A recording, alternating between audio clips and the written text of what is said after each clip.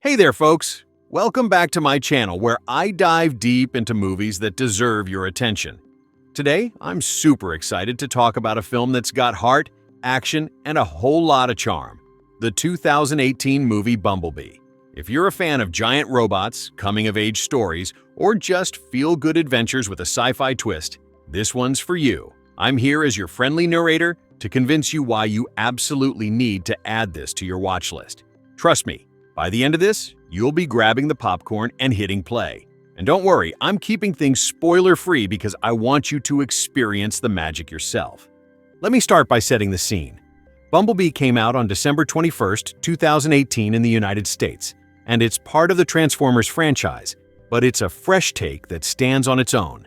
Unlike some of the earlier entries that went big on explosions and massive battles, this movie dials it back to focus on character and emotion, making it perfect for both longtime fans and newcomers.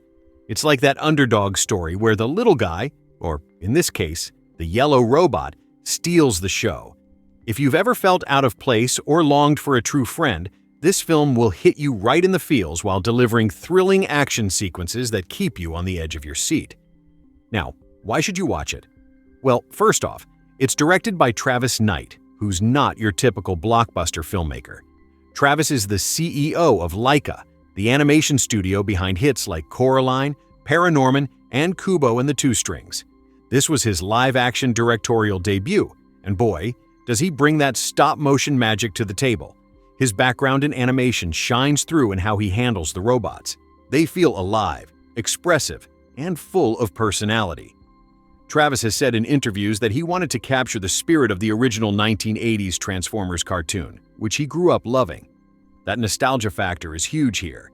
It's like a love letter to the fans who remember the G1 era, with designs that harken back to the classic look rather than the more complex ones in previous films.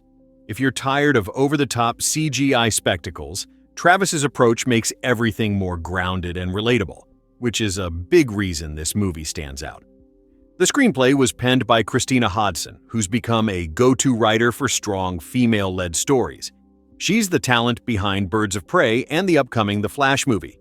Christina crafted a script that's heartfelt and witty, blending humor with genuine emotional depth. She drew inspiration from classic 80s teen movies like The Breakfast Club and E.T., infusing Bumblebee with that same sense of wonder and youthful discovery. It's produced by a team, including Lorenzo di Bonaventura, Michael Bay, the guy behind the main Transformers series, Tom DeSanto, Don Murphy, and Steven Spielberg through his Amblin Entertainment banner. Spielberg's involvement adds that extra polish. You can feel his influence in the family-friendly adventure vibe. Speaking of the budget, Bumblebee was made on a reported $135 million, which is actually modest compared to the other Transformers films that ballooned up to $200 million or more. This tighter budget forced the team to get creative, focusing on story over spectacle, and it paid off big time. The film grossed over $468 million worldwide, proving that you don't need endless explosions to win at the box office.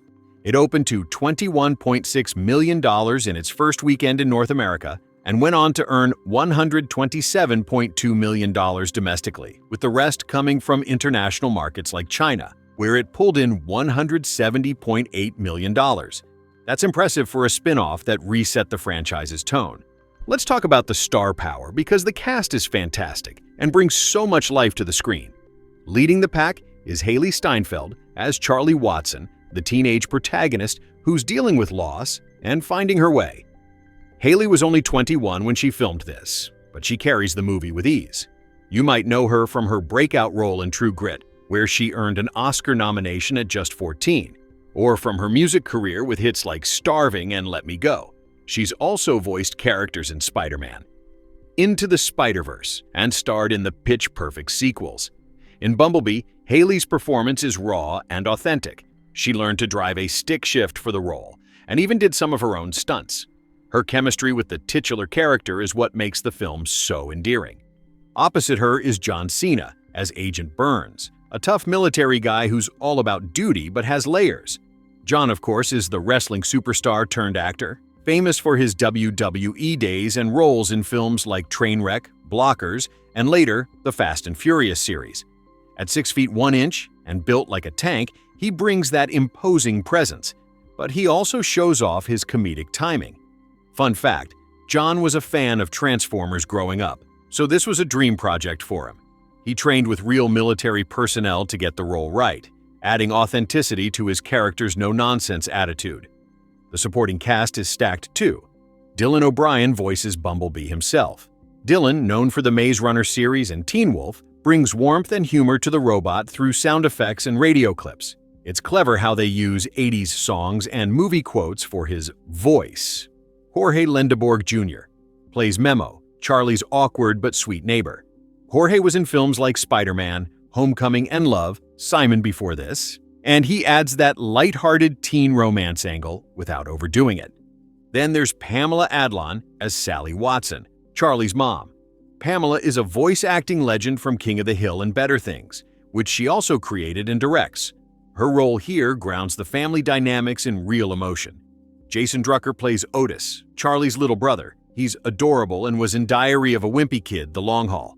Ricardo Hoyos is Trip, a bit of a rival character, known from Degrassi Next Class.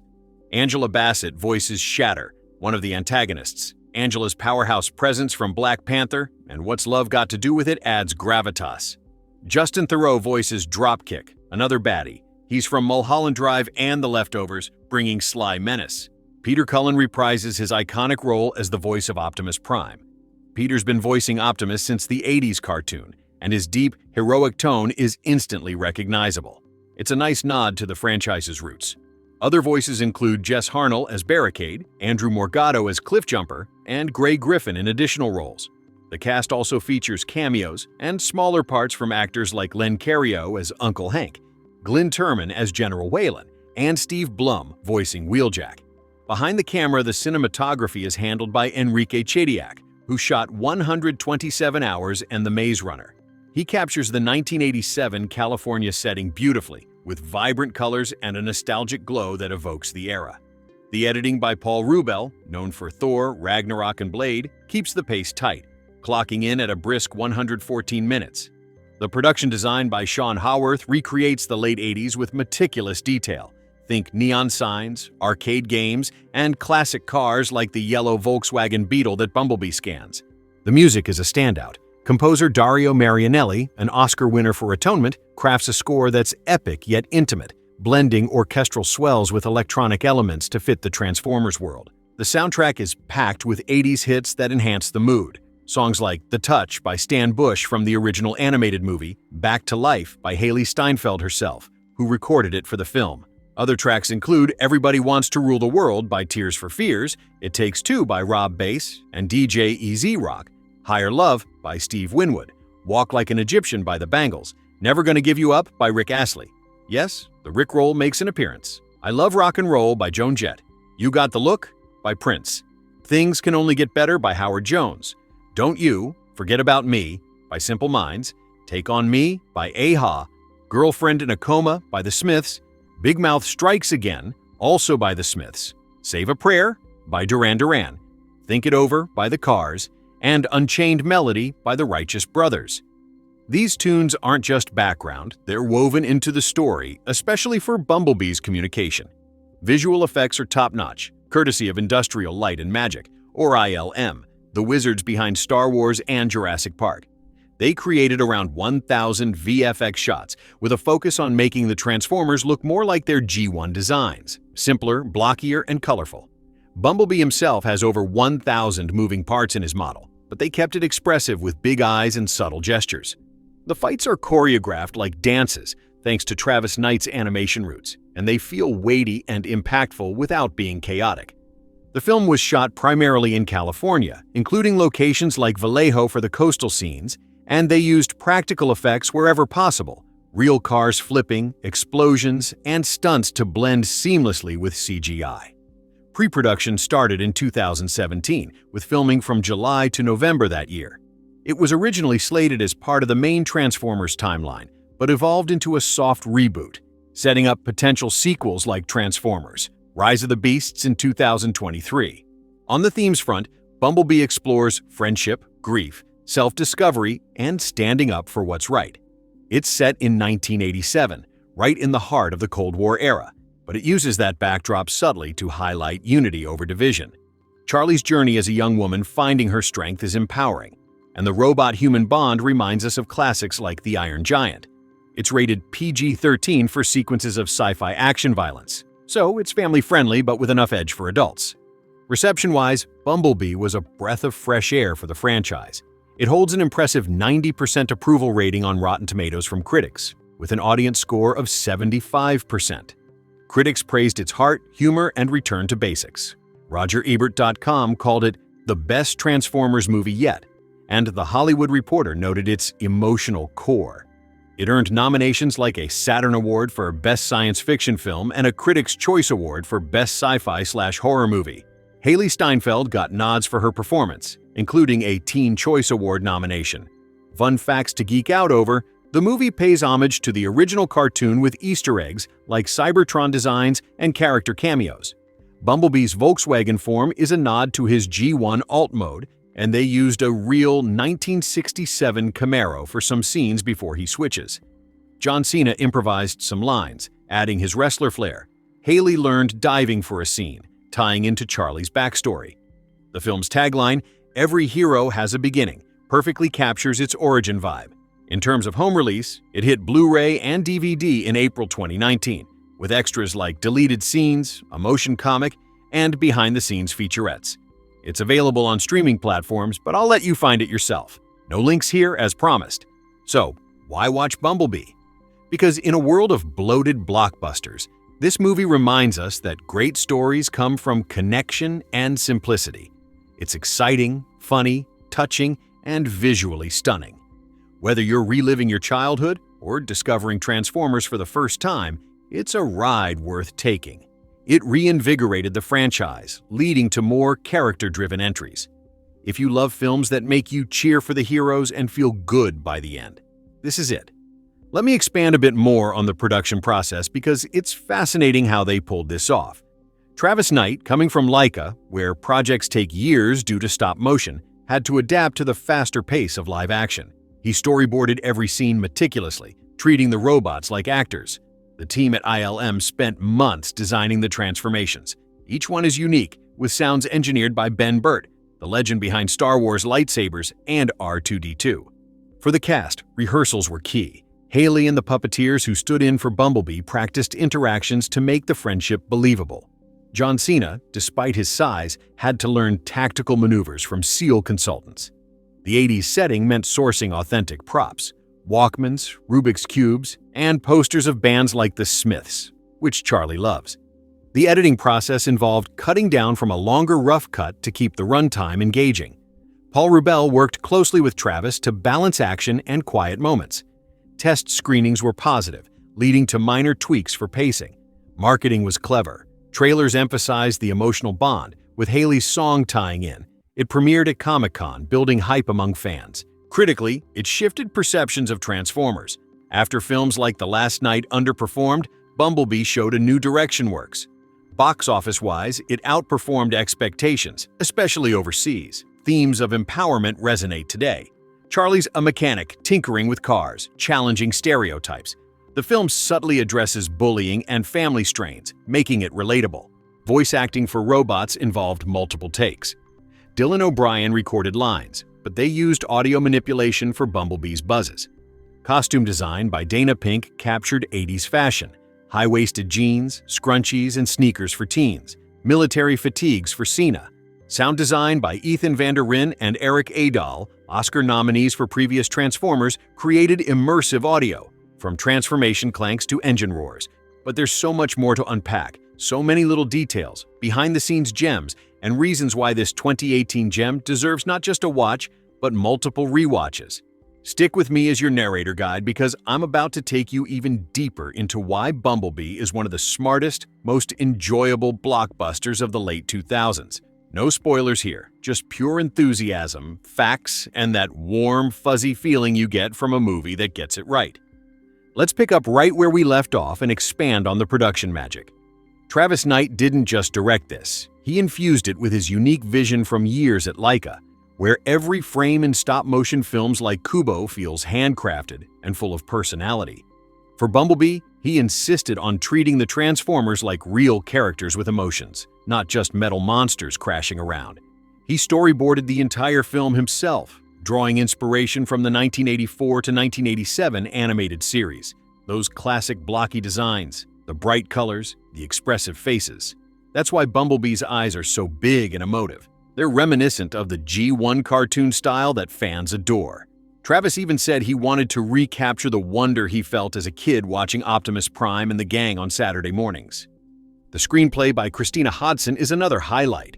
She wrote a story that's equal parts teen drama and sci-fi adventure, drawing from 80s classics like E.T., The Extraterrestrial, Short Circuit, and even a touch of The Goonies. Her focus on Charlie's emotional journey, dealing with grief after losing her dad, feeling stuck in a small town, finding purpose through an unlikely friendship, makes the film feel grounded. Christina has talked about how she wanted a strong, relatable female lead who isn't defined by romance or looks, but by her skills as a mechanic and her courage. That authenticity shines through, especially in scenes where Charlie tinkers with cars or stands up to authority. On the production side, this was a co-production between the US and China, with Tencent Pictures involved, which helped keep costs in check. The budget ranged from reports of $102 million up to $135 million, still the lowest in the live-action Transformers series up to that point, compared to the $200+ million monsters of the Michael Bay era. That restraint actually helped. The team prioritized practical effects, real stunts, and location shooting over endless green screen chaos. Filming kicked off on July 31, 2017, under the working title Brighton Falls, to keep things under wraps. Principal photography wrapped around November 16, 2017, spanning about 4 months. They shot entirely in California to capture that authentic coastal vibe. Key locations included Santa Cruz for the beach town scenes. Think the iconic Santa Cruz Beach Boardwalk with its roller coasters and arcade games standing in for the 80s hangout spots. The junkyard where Charlie finds Bumblebee was filmed in the area too.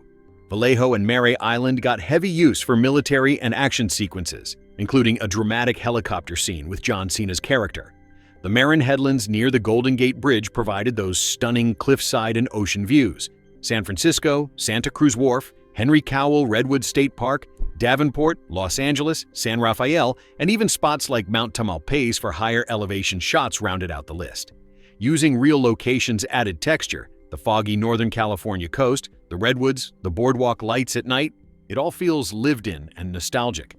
Cinematographer Enrique Chediak brought a warm, golden hour glow to the 1987 setting, making everything look like a faded Polaroid from your childhood. He used practical lighting for night scenes and captured the transformations with long lenses to emphasize scale without overwhelming the frame. Editor Paul Rubel kept the runtime tight at 114 minutes, 1 hour 54 minutes, balancing quiet character moments with pulse-pounding action. The pacing feels perfect. It never drags, and the action bursts feel earned. Visual effects were handled primarily by industrial light and magic, with about 1,000 shots total. They redesigned the bots to be more G1 inspired.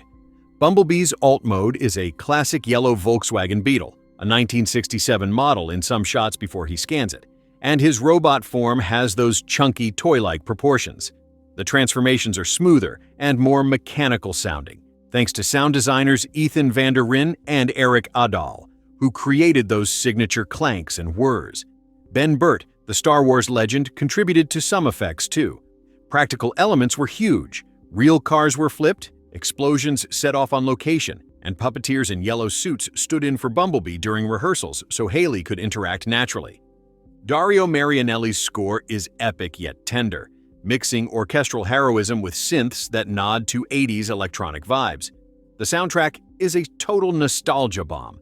The Touch by Stan Bush, straight from the 1986 animated movie. Hailee Steinfeld's original Back to Life, Tears for Fears, Everybody Wants to Rule the World, Rob Bass and DJ EZ Rock's It Takes Two, Steve Winwood's Higher Love, The Bangles' Walk Like an Egyptian, Rick Astley's Never Gonna Give You Up, yep, the ultimate Rickroll moment, Joan Jett's I Love Rock and Roll, Prince's You Got the Look, Howard Jones' Things Can Only Get Better, Simple Minds' Don't You Forget About Me, a-ha's Take On Me, The Smiths' Girlfriend in a Coma, and Big Mouth Strikes Again, Duran Duran's Save a Prayer, The Cars, Think It Over, and the Righteous Brothers' Unchained Melody.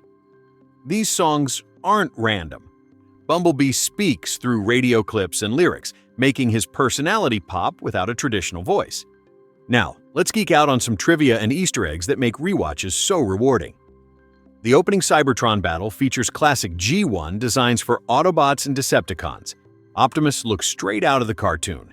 Bumblebee starts as B-127, a nod to his original designation before getting his nickname.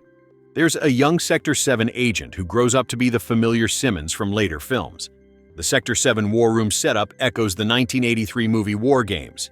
Bumblebee briefly scans other cars before settling on the Beetle, including a quick homage to his G1 origins.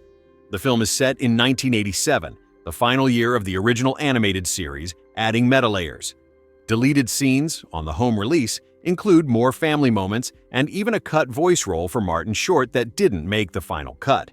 Hailee Steinfeld learned stick-shift driving and basic mechanics for authenticity. Charlie's garage scenes feel real because she did the work. John Cena trained with military advisors for his Sector 7 role, and he improvised some banter to add humor.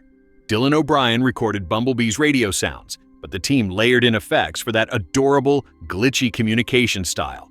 Reception was glowing. 90% on Rotten Tomatoes from critics, the highest in the franchise. It earned praise for its heart, Steinfeld's performance, and Knight's direction. Nominations included Saturn Awards for Best Science Fiction Film, Best Performance by a Younger Actor for Hailee, and more. It won a few Teen Choice nods too. Box office: $127.2 million domestic, $340.8 million international, totaling around $468 million worldwide. Profitable and a win after some franchise fatigue. Home media dropped in April 2019 with Blu-ray extras, behind-the-scenes featurettes, deleted scenes, including more Bumblebee antics, a motion comic, and commentary. It's a packed disc that fans love. Ultimately, Bumblebee succeeds because it remembers what made Transformers special: friendship across worlds, heroism in small acts, and the joy of discovery. It's empowering for young viewers, nostalgic for older ones, and thrilling for everyone. In an era of endless sequels, this stands out as fresh, heartfelt, and fun. If you've been following along, you know this film is special. It revives the franchise's heart, gives us clear, thrilling fights, and builds a bond between a girl and her giant yellow friend that sticks with you long after the credits roll. But there's still so much more to share. Tiny details, hidden gems, production quirks, and why this movie quietly became a fan favorite, despite not exploding at the box office like some expected. Let's keep rolling through it all, spoiler-free, so you can discover everything fresh when you watch. One of the coolest layers is how packed this movie is with Easter eggs and nods to the original Transformers lore. Director Travis Knight, being a lifelong fan of the G1 cartoon, loaded it up with references that make rewatches a treasure hunt. Right from the opening Cybertron battle, you see classic designs for Autobots and Decepticons, blocky, colorful, straight out of the 80s animated series. Bumblebee starts as B-127, his original toy designation before he earns his nickname. When he first lands on Earth, he scans a military jeep as a quick disguise before finding his iconic yellow Volkswagen Beetle. There's a young Sector 7 agent with a name tag reading Simmons. That's the same guy who becomes a recurring character in the later films, played by John Turturro. The War Room setup with satellite tracking echoes the 1983 movie War Games, adding that retro spy thriller vibe. Music plays a huge role in the Easter eggs too. When Charlie gets dared to jump off a cliff into the ocean, Bumblebee blasts The Touch by Stan Bush on his radio. That's the iconic theme from the 1986 animated Transformers movie, and it's one of those moments that had fans cheering in theaters. Bumblebee speaks through radio snippets, pulling lines from 80s songs and shows in clever ways that fit his damaged voice box perfectly. And yes, there's that cheeky Rick Astley never gonna give you up moment. Bumblebee ejects the cassette like it's toxic, which is hilarious and a perfect 80s gag. Other subtle touches. The launch pad on Cybertron resembles the big orange dome from the cartoon where the Ark launched. Cliffjumper's fate in the opening mirrors dramatic moments from Transformers Prime. Even a GoBots magazine pops up in one scene. Memo reads it, and in a deleted scene, he jokingly theorizes Bumblebee might be a GoBot. These little winks show how much love went into honoring the franchise's roots without overwhelming newcomers. On the production trivia side, Peter Cullen, the legendary voice of Optimus Prime since the 80s, reprises his role here. But he later shared at a convention that he wasn't thrilled with the process. The studio used a different actor for temp recordings during animation to save costs, then had Cullen re-record everything to match the already finished animation. It worked, but it wasn't his favorite gig. Still, his deep, commanding tone in those brief scenes is pure nostalgia. Deleted scenes on the home release add extra flavor. The Blu-ray and 4K combo from April 2019 includes several cut moments, more family interactions, Charlie's friends Liz and Brenda, played by Rachel Crow and Abby Quinn in those scenes, extended garage tinkering, and a fun one where Memo and Charlie discuss Bumblebee's possible origins, with Memo cracking a GoBots joke.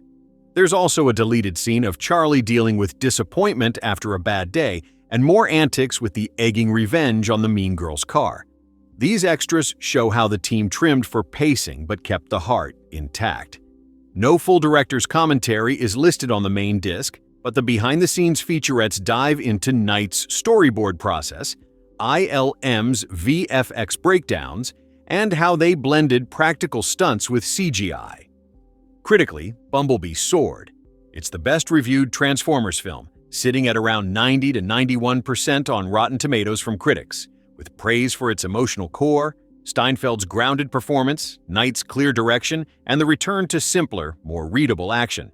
Reviewers called it the movie fans of the 80s series wanted all along, highlighting how it feels like a Spielbergian adventure mixed with John Hughes' teen vibes. Audience scores hovered around 75 to 80%, and it earned a certified fresh badge. Nominations included Saturn Awards for Best Science Fiction Film and Best Performance by a Younger Actor for Hailee Steinfeld, plus Teen Choice nods. It even got a Razzie Redeemer nomination for turning around the franchise's reputation. Box office-wise, it was solid but not a monster hit. Made on a budget of about $102 to $135 million, reports vary slightly, it grossed roughly $468 million worldwide. That breaks down to $127.2 million domestic and $340.8 million international, with strong legs in places like China. Opening weekend pulled in $21.6 million domestically, which was modest for the franchise, partly due to Christmas competition from films like Aquaman and Mary Poppins Returns. But it turned a profit and proved a character-focused approach could work, paving the way for Transformers: Rise of the Beasts in 2023 as part of this new storytelling direction. What makes Bumblebee endure is its balance. It's got high-stakes robot battles that you can actually follow. No shaky cam chaos here. But the real magic is the quiet moments. Charlie fixing cars in her garage, Bumblebee curiously exploring her home like a lost puppy, the way he protects her without words. It's empowering, showing a young woman who's smart, skilled, and brave, dealing with real teen struggles like grief, bullying, and finding identity. The 1987 setting nails the era: arcades, Walkmans, big hair, neon, without feeling forced. Knight treated the robots like animated characters, giving them personality through gestures, eye movements, and those expressive transformations. If you're into practical effects, you'll love how they used real flips, explosions, and location work in California. Santa Cruz Boardwalk for the pier scenes, redwoods for moody forests, coastal cliffs for drama. Hailee Steinfeld's prep included learning mechanics and driving stick, making her garage scenes authentic. John Cena's military training added grit to his role. The whole team aimed for heart over excess, and it shows. So, whether you're a die-hard G1 fan spotting every reference, a casual viewer wanting fun action with feels, or introducing someone new to Transformers, Bumblebee delivers. It's the film that reminded everyone why these robots in disguise captured imaginations decades ago. Pop it on, turn up the volume on those 80s tracks, and let it take you back to a time when friendship could save the world. One beep, one transformation, one heartfelt moment at a time.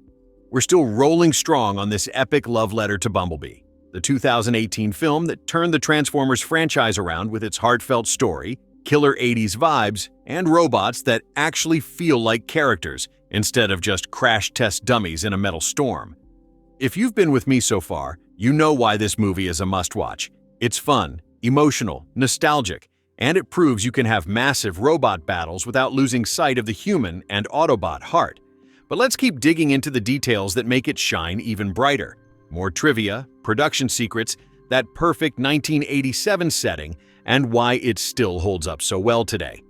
One of the things that makes rewatching Bumblebee so addictive is spotting all the hidden details and Easter eggs that Travis Knight and his team snuck in.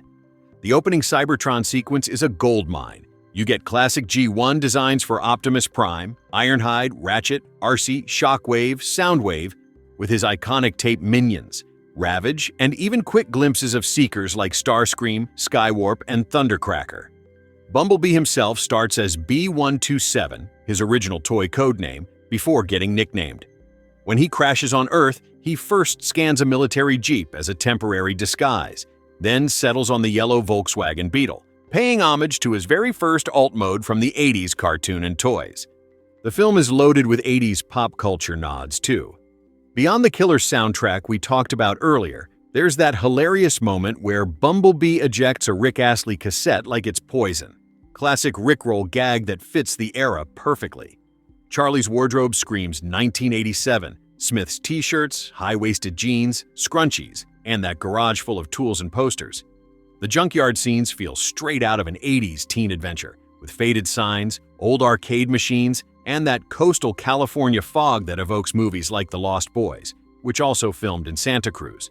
Even the Sector 7 base has a retro tech feel. Big CRT monitors, clunky radios, and Cold War-era paranoia that ties into the time period without overdoing it. Speaking of the 1987 setting, it's spot-on accurate in capturing the late 80s vibe. The film nails the fashion, music, cars, and small-town teen life. Walkmans blasting tunes, Rubik's Cubes lying around, VHS tapes, neon arcade lights at the boardwalk, and that sense of endless summer before the world got too complicated. Director Travis Knight grew up loving the original cartoon, so he made sure the robots looked like their G1 selves, simpler, blockier, with bright primary colors and expressive faces that pop on screen. No more murky metallic mess from the Bay films. Here, you can actually tell who's who in a fight, and the transformations feel mechanical and satisfying, like toys coming to life. Production trivia keeps getting better the more you learn. The budget was kept modest at around $102 to $135 million. Reports vary slightly, but it's the cheapest in the live-action series, which forced smart choices. More practical stunts, real car flips, on-location explosions, and fewer endless CGI shots. Filming wrapped in late 2017 after shooting in places like Santa Cruz Boardwalk for the pier and cliff dives, Vallejo for military bases, redwood forests for moody escapes, and the Marin Headlands for those epic coastal views.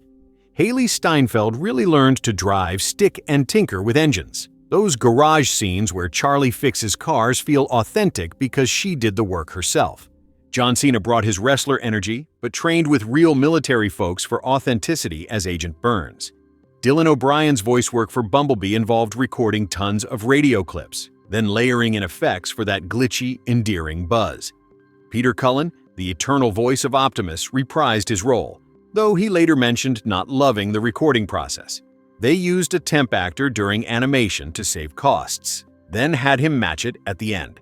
Still, his lines hit hard in those key moments. The home release from April 2019 is packed with goodies that fans devour. Deleted and extended scenes include more family banter, like Charlie and her brother Otis chatting about the dirty beetle, extra revenge antics against the mean girl Tina, egg-throwing gone wild with Bumblebee stomping the car, a fun bit where Memo theorizes Bumblebee might be a GoBot, hilarious rival toy line joke from the 80s, and even an alternate opening vibe that was scrapped. There are behind-the-scenes featurettes on Sector 7 history, ILM's VFX magic, over 1,000 shots with Bumblebee's model having thousands of moving parts, Knight's storyboarding obsession, and how they captured that 80s glow with practical lighting. A motion comic and Agent Burns' Welcome to Sector 7 intro add extra lore. No full commentary track, but the extras feel like a mini documentary on why this film works. Even years later, in 2025 and beyond, the reception holds strong.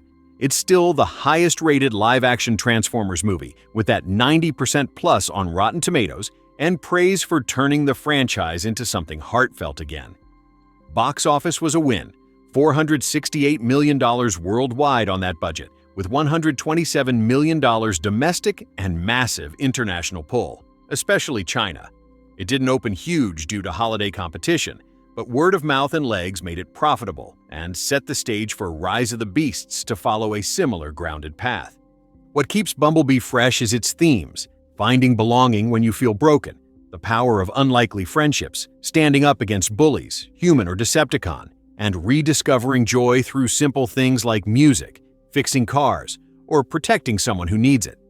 Charlie's arc as a grieving teen who finds strength in her skills is empowering without being preachy. Bumblebee's curiosity and loyalty make him the ultimate sidekick-turned-hero.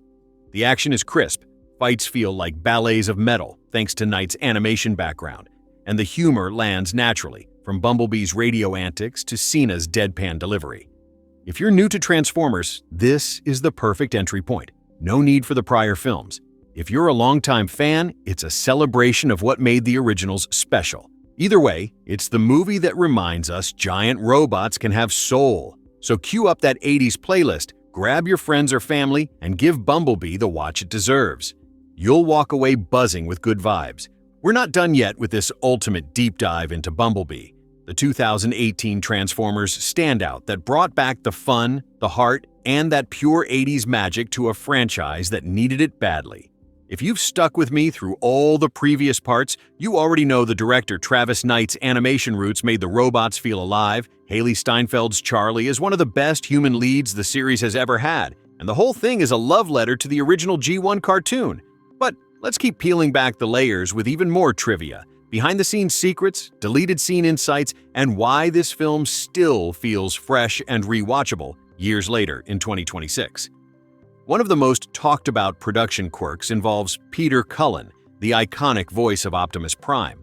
He's been voicing the character since the 1980s cartoon, through every live-action film up to this point, and even beyond. But for Bumblebee, he revealed at a convention around 2020 that he wasn't thrilled with how his lines were recorded. The studio used a temporary voice actor during the animation phase to cut costs on multiple sessions, then brought Cullen in at the very end to re-record everything to match the already finished animation. He had to mimic the temp performance exactly, which made it less enjoyable for him, but his signature deep, heroic delivery still lands perfectly in those brief, powerful scenes. It's a reminder of how even legends like Cullen deal with the realities of big-budget filmmaking. More fun trivia pops up in the Easter eggs department. Fans love pointing out how Bumblebee's first disguise on Earth is a military Jeep before he scans the classic yellow Volkswagen Beetle, a quick nod to his G1 origins while showing his adaptability. In one scene, when Charlie's dared to jump off a cliff into the ocean, Bumblebee blasts The Touch by Stan Bush on his radio to pump her up. That song is straight from the 1986 animated Transformers, the movie, and producer Lorenzo Di Bonaventura credited Travis Knight's fandom for including it. It's the kind of deep-cut fan service that makes longtime viewers grin. Other subtle touches include a GoBots magazine in Memo's hands, a cheeky rival toy line reference from the 80s, and the way Bumblebee's tire patterns occasionally shift in shots, minor continuity goofs that hardcore fans spot and debate. The home release extras are a treasure trove for anyone who wants to go deeper. Released on April 2, 2019 on 4K Ultra HD, Blu-ray, and DVD, with a quirky limited promotional VHS version too, the disc includes several deleted scenes that give a glimpse into alternate directions. One alternate opening sequence shows a darker, more serious tone. Bumblebee as a refugee scout, waiting for the rest of the Autobots, rather than the lighter version we got. It's fully VFX finished, so it must have been cut late. Another deleted bit has Charlie convincing her little brother Otis to help wash the dirty Beetle, turning into a comedic car wash mishap. There's an extended revenge scene where Charlie, Memo, and Bumblebee egg Tina's car, with Bumblebee dramatically crushing it in a deleted take, and more family moments like Charlie dropping off Otis at karate by towing him on a skateboard like Marty McFly. Outtakes show funny bloopers, like doors not blowing open on cue during a Sector 7 raid. Featurettes cover ILM's VFX, explaining Bumblebee's expressive model with thousands of parts, Knight's meticulous storyboarding, treating robots like animated performers, and the 80s authenticity in locations and props. No full audio commentary, but the behind-the-scenes pieces feel like a mini-doc on revitalizing the franchise. Even the goofs add charm. Bumblebee's voice box is ripped out by Blitzwing here, but earlier films tied his damage to Megatron, though comics and contradictions abound. Humvees appear in 1987 military scenes, but the real US military didn't adopt them until later. Charlie's hand positions shift mid-scene with a wrench, and tire treads change, small things that don't detract from the fun. Reception-wise, as we look back from 2026, Bumblebee remains the critical darling of the live-action series. It holds strong praise for its coherent action. You can actually follow the fights, emotional depth, and return to readable robot designs. It grossed around $468 million worldwide on a $102 to $135 million budget, the lowest in the series, with $127 million domestic and heavy international support, especially in China. It opened modestly at $21.6 million due to Christmas competition from Aquaman and Mary Poppins Returns, but strong word of mouth and legs made it profitable, proving a character-driven story could succeed after the last night's stumble. Critics called it the best Transformers movie yet, with Steinfeld's performance and Knight's direction earning high marks. It shifted the franchise toward more grounded tales, directly influencing Rise of the Beasts. What makes it timeless? The bond between Charlie and Bumblebee feels genuine, like E.T. meets a giant robot buddy. Themes of grief, self-discovery, and protecting friends resonate, wrapped in 80s nostalgia without overkill. The soundtrack's hits enhance every moment. Bumblebee's radio voice is endlessly creative, and the action has weight and clarity. It's family-friendly PG-13 excitement with real heart. We're keeping the momentum going on this massive, no-holds-barred celebration of Bumblebee, the 2018 film that proved the franchise could be heartfelt, visually stunning, and true to its cartoon roots all at once. By now, you've heard about the killer cast, the spot-on 80s nostalgia, Travis Knight's animation magic, and those endless Easter eggs that reward multiple viewings. But there's always more to uncover, especially when it comes to those little production decisions, alternate ideas that almost made it in, goofs that fans debate, and how the film's 1987 setting nailed the era so perfectly. Let's dive right back in, spoiler-free, with fresh layers of trivia and insights to fuel your next watch. One fascinating behind-the-scenes choice was how the team handled the opening Cybertron battle. Travis Knight wanted it to feel like a direct homage to the 1980s animated series. So the designs for Optimus Prime, the other Autobots, and the Decepticons went full G1. Bright colors, bold shapes, and that classic cartoon energy. The launchpad tower Bumblebee escapes from? It's modeled after the big orange dome where the Ark launched in the old show. Fans point out how Optimus jumps over enemies and fires mid-air in a way that echoes his big fight with Megatron in the 1986 animated movie. These details weren't accidents. Knight storyboarded them personally to capture that Saturday morning wonder he grew up with. Speaking of the Cybertron sequence, it sets up Bumblebee as a scout sent by Optimus to prepare Earth as a refugee fleeing war, not just a random crash lander. That refugee angle adds emotional weight to his bond with Charlie. He's lost, damaged, and far from home, just like her grieving heart. The voice box damage from Blitzwing's attack explains his radio-only communication, and it's a clever way to give him personality without traditional dialogue, pulling lyrics and clips that perfectly match his moods. Now, let's talk about those deleted scenes and alternate ideas that surfaced on the home release. One big one was an early draft where Megatron appeared in a massive sequence. Director Travis Knight mentioned it would have been epic, but it got cut to keep the focus tight on Bumblebee's story and avoid overloading the film. Another alternate opening showed Bumblebee landing on Earth already in a darker, more serious mode. A gruffer voice, temp-recorded, saying something like, "I'm done with this mission. Mankind is not worth saving," portraying him as a reluctant protector waiting for the Autobots to arrive. It was fully VFX'd, but Knight switched to the lighter, more hopeful version we got. Smart move for the tone. Other cuts include a longer goodbye between Charlie and Bumblebee, an extended Sector 7 subplot, a comedic car wash scene with Otis that goes hilariously wrong, towing him on a skateboard like Marty McFly, And that fan-favorite GoBots deleted scene where Memo jokingly theorizes Bumblebee might be from the rival 80s toy line. Pure meta-humor for old-school collectors. The home release, April 2019, also has outtakes showing bloopers like doors refusing to blow open during raids or Hailee Steinfeld cracking up mid-scene. Featurettes break down ILM's tricks. They iterated Bumblebee's design over 38 times for that perfect balance of toy-like charm and realism. Thicker armor, clearer joints, expressive blinking eyes that make the robots feel alive. Animation supervisor Scott Benza talked about reinventing transformations to be more readable and balletic, with practical puppeteers helping actors react naturally. On the 1987 setting accuracy, the film gets so many details right, it feels immersive. The Cold War backdrop is subtle. Sector 7's paranoia fits the era's military alertness to anomalies. Costumes nail it. Charlie Smith's tees, high-waisted jeans, scrunchies, the junkyard full of faded signs and arcade vibes, the Santa Cruz boardwalk with its roller coasters and neon. Music choices are mostly spot on, though a couple tracks like It Takes Two, released 1988, or the US rollout of Never Gonna Give You Up, UK in 87, US 88, sneak in anachronistically, tiny timeline slips that don't hurt the fun. The props, Walkmans, Rubik's Cubes, VHS tapes, add texture without overdoing it.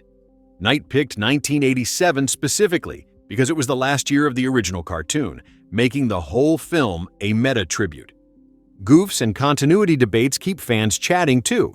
Bumblebee plugs into a wall socket using the ground line, weird for a robot, tire treads shift slightly between shots, or headlights/taillights not syncing perfectly when viewed from different angles. But hey, these bots aren't standard cars internally. Some argue the voice box injury contradicts later lore tying it to Megatron, but comics and timelines have always been flexible. Nothing breaks the movie, it just gives forums something to geek out over. From 2026 perspective, Bumblebee still stands as the franchise high point for many. Clear action you can follow, emotional stakes, and designs that feel more real robot than the Bay-era metallic chaos. It influenced everything after, proving smaller budgets and bigger hearts win fans. The VFX hold up beautifully, the 80s glow is timeless, and that friendship core hits harder every time. We're pushing even further into the world of Bumblebee, that 2018 Transformers gem that's basically the franchise's redemption arc. By this point, we've covered the cast chemistry, the killer soundtrack, Travis Knight's brilliant direction from his Leica animation days, the spot-on Easter eggs, deleted scenes, production quirks, and why the 1987 setting feels like stepping into a time machine. But there's always another layer to peel back, especially when it comes to the film's evolution during production, those continuity debates that fans still argue about years later, more hidden details in the VFX and sound design, and how it quietly became the blueprint for what the Transformers movies could be. Let's start with one of the biggest behind-the-scenes shifts. Bumblebee started life as a straight-up prequel to the Michael Bay films, tying directly into that timeline. Early concepts even included bigger ties to The Last Knight, like Bumblebee having prior Earth history. Think WW2 cameos or other historical nods.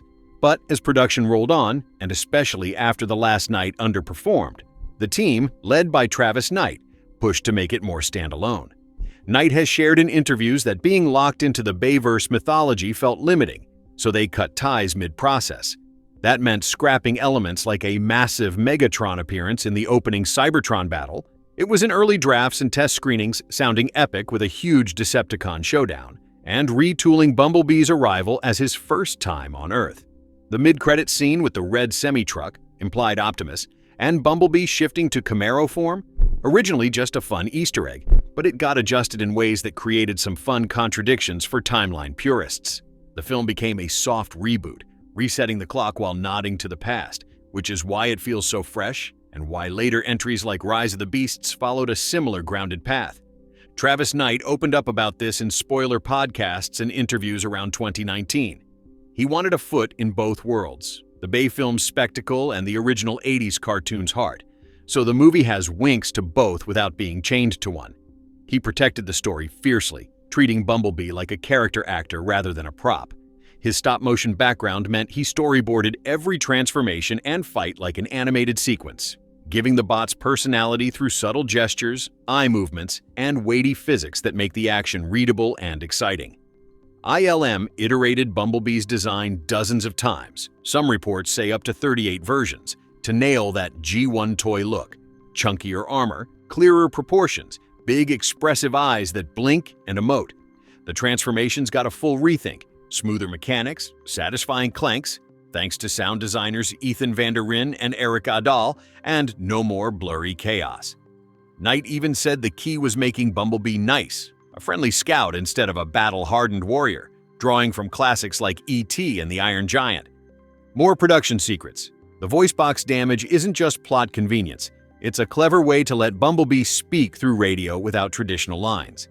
Dylan O'Brien recorded bass audio, but the team layered in effects, song clips, and movie quotes for that glitchy charm. Peter Cullen's Optimus lines were re-recorded last to match animation, which he found tricky but delivered his iconic gravitas anyway. Hailee Steinfeld's prep went beyond driving stick. She dove into mechanics and even practiced emotional beats with puppeteers standing in for Bumblebee to sell the friendship realistically. On the 1987 accuracy front, the film nails so much of the era it feels authentic, but eagle-eyed viewers spot tiny anachronisms that add to the charm or debate fuel. Humvees show up in Sector 7 scenes, though the US military didn't fully adopt them until 1989. Songs like It Takes Two by Rob Bass and DJ EZ Rock, released 1988, and the US rollout of Never Gonna Give You Up, UK hit in 87 but US later, slip in just a bit early. Charlie's Izod shirt or certain props feel peak 80s, but these are minor. The overall vibe with arcades, boardwalks, fog-shrouded coasts, and that golden hour cinematography captures late 80s California perfectly. Knight chose 1987 because it was the tail end of the original cartoon run, making the whole thing a loving tribute. Deleted scenes keep revealing cool what-ifs. Test screenings had Allspark energy leaking from Bumblebee and animating junkyard objects, cut for pacing, a darker alternate opening with Bumblebee more skeptical of humans, extended family bits, like a chaotic car wash with Otis, and that hilarious GoBots theory from Memo. One version had Bumblebee splitting from Charlie without the Optimus tease, ending more bittersweet.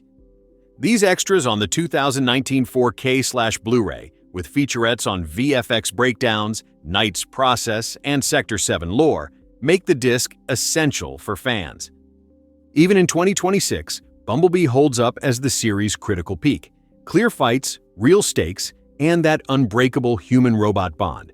It grossed solid numbers despite holiday competition, proved heart sells, and shifted the franchise away from excess. It's empowering for teens, nostalgic for adults, and thrilling for action lovers. We're charging ahead with our marathon tribute to Bumblebee, the 2018 blockbuster that redefined what a Transformers movie could be. Intimate, exciting, and bursting with 80s flair. If you've been riding along through all these breakdowns, you've soaked up the stellar cast, the pulse-pounding yet clear action, Travis Knight's visionary touch from his animation wizardry at Laika, the meticulously crafted Easter eggs, those intriguing deleted scenes, quirky production stories, and how the 1987 backdrop immerses you in a nostalgic world of arcades, boomboxes, and coastal adventures. But let's keep the engine revving with even more insights into the film's script evolution, sound design secrets, fan theories that still spark debates, and why, even in 2026, this movie feels like the ultimate feel-good sci-fi escape. Diving deeper into the script's journey, Christina Hodson, the writer who nailed that blend of teen angst and robot heroism, drew heavily from 80s icons like Steven Spielberg's E.T. and John Hughes' coming-of-age tales.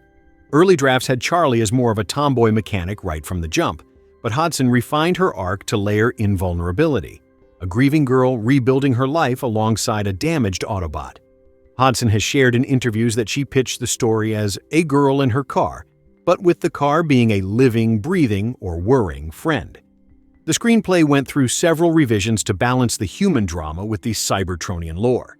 Producers like Lorenzo de Bonaventura and Steven Spielberg pushed for that Amblin-style wonder, ensuring the film stayed family-friendly while packing emotional punches. Fun fact, Hodson's script was so well received that it landed her gigs on bigger DC projects, showing how Bumblebee's heartfelt narrative put her on the map for character-driven blockbusters. Sound design is another unsung hero here. Ethan Van der Ryn and Eric Adal, the Oscar-nominated duo from previous Transformers films, crafted an audio landscape that's immersive and character-focused. Bumblebee's transformations get those satisfying metallic clanks and hydraulic whooshes, designed to sound more mechanical and toy-like than the industrial grind of the Bay era. His radio voice, a mix of static buzzes, song snippets, and movie quotes, was layered meticulously. Dylan O'Brien provided bass recordings. Then the team warped them with effects to convey emotion without words. Ben Burtt, the Star Wars sound legend behind R2-D2 and lightsabers, consulted on some elements, adding that whimsical touch to Bumblebee's beeps and glitches. The fights roar with weighty impacts, metal on metal, engines revving like war cries, and the 80s soundtrack integrates seamlessly, with tracks like The Touch amplifying heroic moments. Dario Marianelli's score weaves in synthwaves that echo 80s electronic scores, blending orchestral swells for epic feels with tender piano for quiet bonds. Fan theories and debates keep the community buzzing years later. One big one: is Bumblebee a full reboot or a stealth prequel? The mid-credits Camaro shift and Optimus tease suggest ties to the Bay films, but Knight has called it a new storytelling universe, leaving room for interpretation. Some theorize Bumblebee's memory loss explains why he's silent in later movies, or that the voice box repair is temporary. Comics and toys have always played loose with canon. Another fun debate: why does Bumblebee choose the Beetle? Fans point to it as a nod to his G1 roots, but in story, it's a clever disguise in a junkyard full of relics. The GoBots Easter egg in deleted scenes sparks talks about rival toy lines. Could it hint at crossovers? And that Rickroll moment, is it just humor, or a meta-commentary on 80s pop culture's enduring memes? These discussions light up forums, proving the film's depth beyond surface action. More on the home release gems. The April 2019 4K, Blu-ray, and DVD packs. Not only the film in crisp detail, with Dolby Atmos audio that makes those transformations thunder, but extras that feel like a director's seminar. Featurettes include Bringing Bumblebee to Life, detailing ILM's 1,000-plus VFX shots and how they simplified designs for clarity. Bumblebee's eyes alone went through iterations to emote fear, joy, and mischief without a faceplate. Sector 7 Adventures explores the military subplot, with John Cena sharing training stories. Deleted scenes show what could have been: a longer cliff jump buildup, more sibling banter, Otis geeking out over robots, and an alternate ending vibe that's more ambiguous. The motion comic bridges Cybertron lore, and outtakes capture cast laughs, like Hailee flubbing lines or Cena improvising wrestler quips. It's all curated to reward fans who want to dissect every frame. Looking back from 2026, Bumblebee endures because it nailed the formula: spectacle with soul. It shifted Transformers from bombastic epics to character tales, influencing sequels and even cross-media like animated series. The themes, overcoming loss, forging bonds across differences, finding courage in quiet moments, resonate more now, in a world craving connection. Visually, the California locations, Santa Cruz fog, redwood shadows, boardwalk lights, hold up stunningly, and the action's clarity makes it rewatchable without headache. We're still rolling deep into this endless love letter to Bumblebee, the 2018 film that somehow took a franchise known for noise, chaos, and endless explosions and turned it into something quiet, touching, funny, thrilling, and genuinely moving all at the same time. And the longer I talk about it, the more I realize just how rare that kind of tonal magic really is in modern blockbusters. Most big movies pick one emotional lane and stay there. They're either grim and serious, or non-stop sarcastic action comedy, or pure spectacle with no heart underneath. But Bumblebee refuses to choose. It weaves together so many different feelings: grief, wonder, awkward teenage embarrassment, pure joy, righteous anger, quiet loyalty, slapstick humor, and straight-up heroic adrenaline. And it does it so smoothly in that you never feel the seams. You'll laugh 1 minute at Bumblebee accidentally blasting an 80s power ballad during a tense moment. Then your chest tightens the next when you see how gently this 20-foot-tall war machine lowers himself so a 17-year-old girl can look him in the eye without feeling small. That emotional flexibility isn't easy to pull off. It requires absolute confidence from the director, a script that trusts its audience to handle real feelings, and performances that sell every beat without ever tipping into melodrama or camp.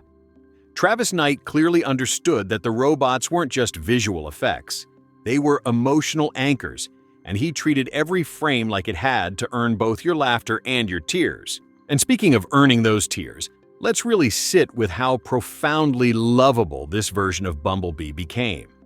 Before this movie, Bumblebee was mostly comic relief in the Michael Bay films. The plucky yellow scout who talked too much, got into scrapes, and existed mostly to crack jokes and get wrecked for dramatic effect. But Travis Knight and the entire creative team stripped all that bravado away and replaced it with vulnerability. This Bumblebee doesn't swagger. He hesitates. He doesn't monologue. He communicates in frantic radio snippets, song lyrics, movie quotes, and those heartbreaking little head tilts when he doesn't understand something. He gets scared and hides behind Charlie's tiny Volkswagen. He gets excited about something as simple as pancakes and does this adorable little bounce on his heels. He looks at her like she's the only safe thing left in the universe after everything he's lost. And when danger comes, he doesn't hesitate to put his massive metal body between her and bullets, not because he's invincible, but because she's the first real friend he's had since Cybertron fell. That shift from cocky sidekick to shy, damaged, fiercely protective companion made him feel like a real person trapped in a robot shell.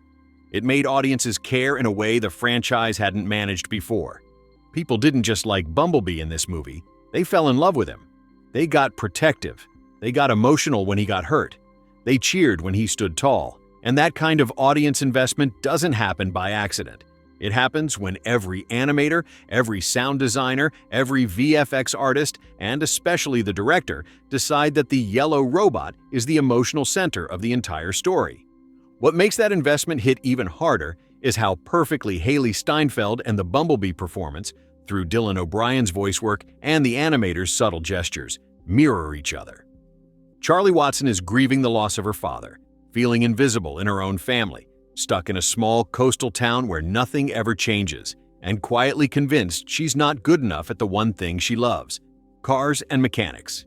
Bumblebee is grieving the loss of his entire world, freshly damaged and mute, stranded on a planet he's never seen before, and quietly terrified that he'll never find his way back to the Autobots or to any kind of purpose.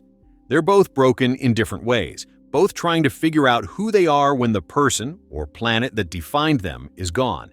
And instead of fixing each other with grand speeches or magical moments, they just exist together. They tinker in the garage. They listen to music. They protect each other without needing to explain why.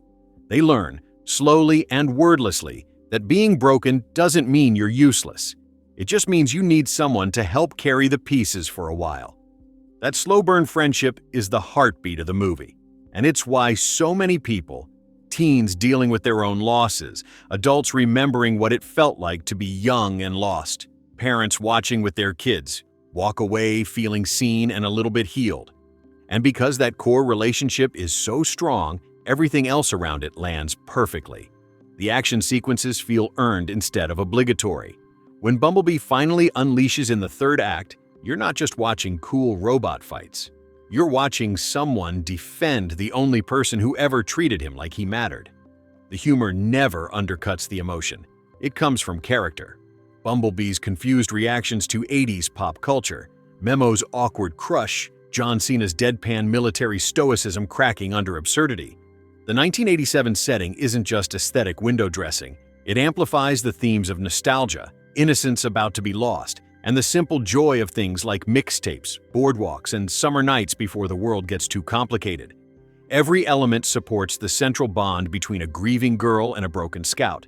And because that bond feels real, the whole movie feels real. We're still cruising through this heartfelt deep dive into Bumblebee, and honestly, the more layers we uncover, the clearer it becomes why this 2018 film feels like such a quiet miracle in a franchise full of loud noise. One of the most beautiful things about it is how it turns what could have been just another robot versus robot spectacle into something far more intimate. A story about two people, well, one person and one Autobot, who are both trying to figure out how to keep going after the worst thing that could happen to them has already happened. Charlie has lost her dad, the man who taught her everything about cars, who believed in her when no one else did. And now she's drifting through senior year feeling like the world moved on without her. Bumblebee has lost Cybertron, his voice, his squad, his entire sense of purpose, and he's crash-landed on a strange blue planet where the only thing that doesn't hurt is this one teenage girl who refuses to treat him like a weapon or a machine. The genius of the movie is that it never rushes their connection. There are no big declarations, no forced "you're my best friend now" speeches. Instead, their friendship grows in the small, unglamorous moments. Her teaching him how to hide from Sector 7 agents by parking in the shadows of her garage, him curiously tilting his head at her cassette tapes like they're alien artifacts, both of them sitting in silence while an old song plays and the California fog rolls in outside. Those quiet scenes are where the real magic lives. They let you feel the weight of what each of them has lost, and they let you feel the slow, tentative relief of finding someone who sees you, not as broken parts that need fixing, but as someone worth protecting exactly as you are. And because the film takes its time building that trust, every big moment afterward lands with 10 times the impact. When Bumblebee finally has to fight, not because the world is ending in some cosmic explosion, but because the people he cares about are in real, immediate danger, the stakes feel personal. You aren't cheering for abstract good guys versus bad guys. You're cheering for this shy yellow scout who once hid behind a 17-year-old because he was scared, now standing tall and roaring through damaged vocal processors because no one is going to hurt Charlie on his watch. That shift from vulnerability to fierce loyalty is earned in every tiny gesture that came before it. The way he gently catches her when she falls, the way he mimics her movements like he's learning how to be human, the way his massive metal hand hovers protectively whenever she's near anything dangerous. It's the same kind of loyalty you see in the best classic adventure stories. Think the Iron Giant shielding Hogarth, or E.T. phoning home while still making sure Elliot is safe. And Bumblebee captures that same pure, wordless devotion without ever feeling derivative. It feels earned because Travis Knight and his team refused to shortcut the emotional groundwork. They knew that if you make the audience love the characters first, then the action stops being just spectacle and starts being cathartic. What also makes the whole thing sing is how unapologetically the movie embraces joy in the middle of all that grief.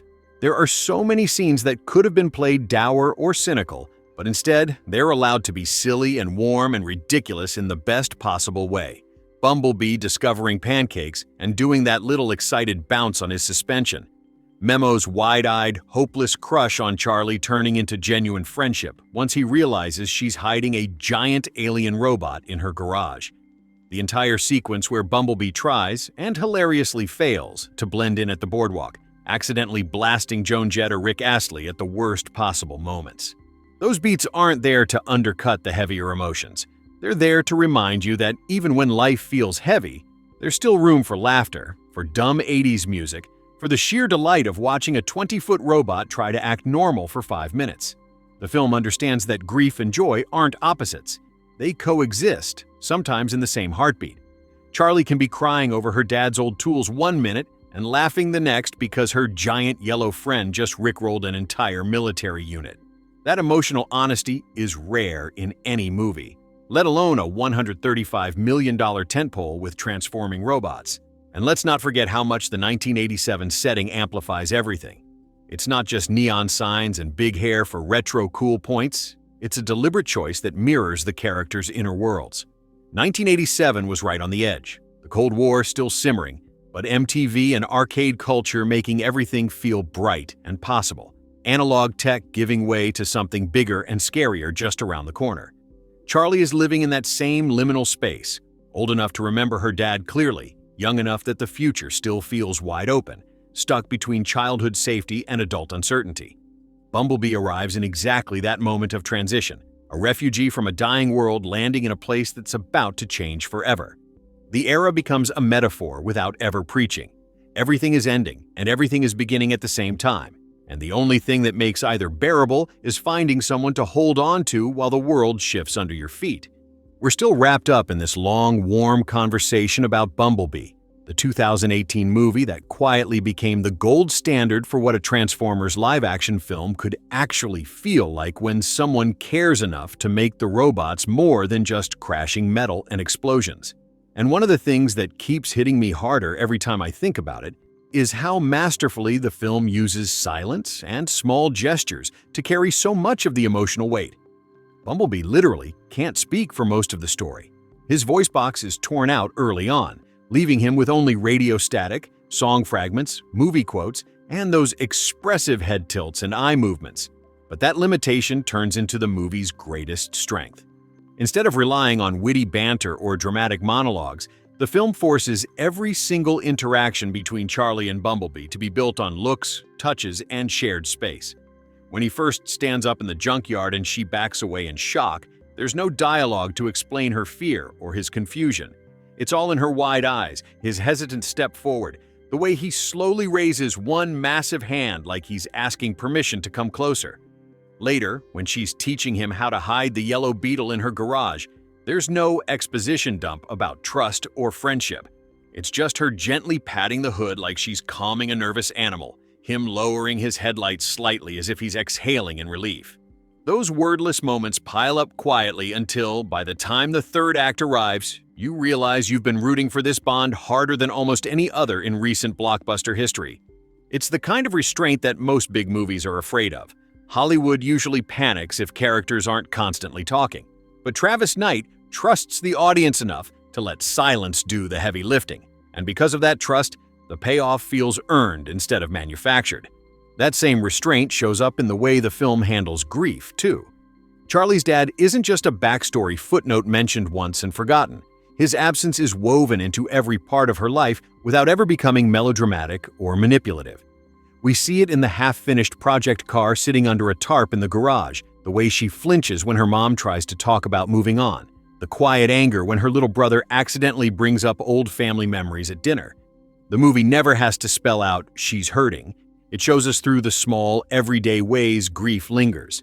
A toolbox left exactly where he last set it down, a mixtape he made her still in the player, the way she instinctively reaches for a wrench when she's anxious because that's what he taught her to do when the world feels too big. And Bumblebee mirrors that loss in his own way. He's a soldier without an army, a scout without a mission, a friend without a voice.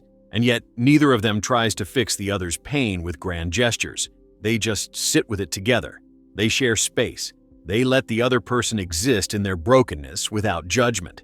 In a world where so many stories rush to heal characters with a single inspirational speech or a big action climax, Bumblebee has the courage to say that sometimes healing looks like two damaged beings quietly deciding they're going to protect each other while they figure out the rest.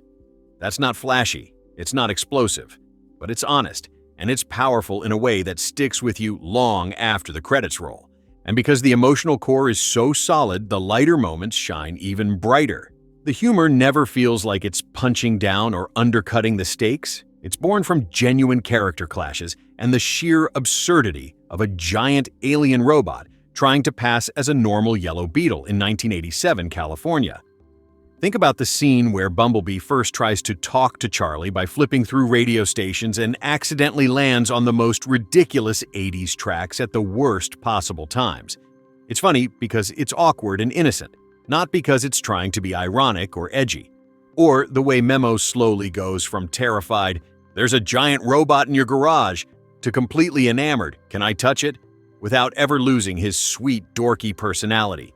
Even John Cena's Agent Burns, who could have been just another scowling military stereotype, gets layers of dry humor and reluctant warmth that make him more than a villain of the week.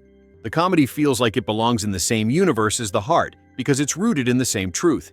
People and robots are messy, scared, ridiculous, and kind all at once, and that's okay. The 1987 setting keeps paying dividends here too. It's not just a backdrop, it's an active participant in the mood. The analog world of cassette tapes, payphones, Polaroids, and neon-lit boardwalks gives everything a tactile, lived-in warmth that digital-era blockbusters often miss. When Bumblebee speaks by hijacking a radio or a TV, it feels magical in a low-tech way, something kids in 1987 could actually imagine happening. The foggy Northern California coast, The redwood shadows, the golden hour light on the junkyard cars, it all creates this dreamy, slightly melancholic atmosphere that perfectly matches Charlie and Bumblebee's shared sense of being caught between worlds. Everything about the look, sound, and rhythm of the movie is in service of making you feel like you're right there with them, experiencing both the ache and the wonder at the same time. We're still deep in this cozy, never-ending chat about Bumblebee, the 2018 movie that somehow managed to take giant robots, 80s nostalgia, teenage heartbreak, and pure friendship, and turn them all into one single, perfectly balanced feeling that just sits right in your chest long after you've watched it. And one of the quietest, most powerful things the film does is refuse to let the action overshadow the people and the one very special Autobot at its center. In so many blockbuster movies, the big set pieces arrive like clockwork. Act 2 needs a chase, Act 3 needs a city leveling fight, so here come the explosions, whether the story needs them or not. But Bumblebee never feels like it's checking boxes. Every major action beat grows naturally out of the character's choices and the relationship that's been carefully built up over the previous hour. When Bumblebee finally has to reveal himself in full robot mode to protect Charlie from the Decepticons, it isn't because the plot demanded a robot fight. It's because these two bad guys just threatened the only human who's ever treated him like he has a soul instead of a serial number. When the Sector 7 forces roll in with helicopters and armored trucks, it isn't random military overkill.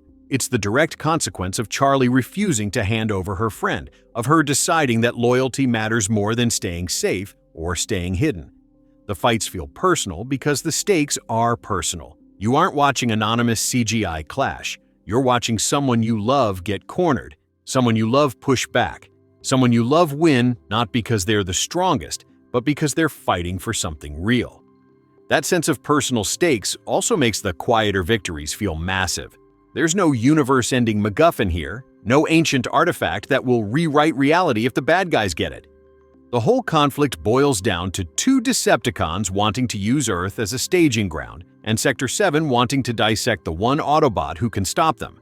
And in the middle of all that cosmic nonsense stands one 17-year-old girl and one damaged yellow scout who just want to be left alone to figure out their next step. The fact that the movie keeps the scale relatively small, by Transformers standards, actually makes everything hit harder. The final confrontation doesn't destroy half of San Francisco. It takes place in and around a coastal military base, with real geography, real fog rolling in, real waves crashing in the background. You can feel the weight of every punch, every skid, every transformation. Because the environment isn't just a green screen playground. It's a real place that Charlie knows, that she's grown up running around, that now feels like the last safe corner of her world.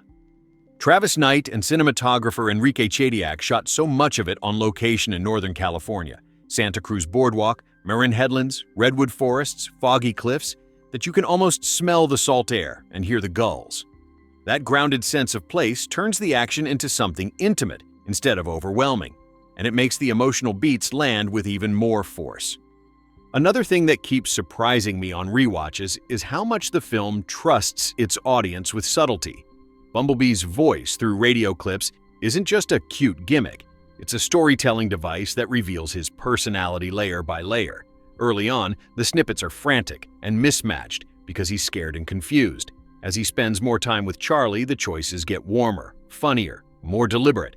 He starts picking love songs when she's feeling down, heroic anthems when she's about to do something brave, silly 80s pop when he wants to make her laugh. It's like he's learning her language, learning how to say, "I'm here" and "I care" without ever forming a single coherent sentence. The animators gave him so many micro-expressions, tiny twitches of his optic sensors, the way his shoulders slump when he's worried, the little bounce when he's proud, that you start reading his body language the way you'd read a best friend's face across a room. And Hailee Steinfeld matches that subtlety beat for beat.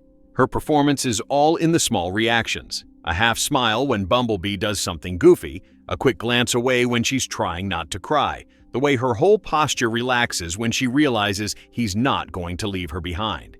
Neither of them ever has to say, "I trust you" out loud because the movie shows it in 100 little ways, and that's infinitely more powerful than any monologue could ever be. The soundtrack plays the same subtle game. Those 80s songs aren't wallpaper. They're part of the emotional grammar. When the touch kicks in during the cliff jump dare, it's not just a nostalgic needle drop.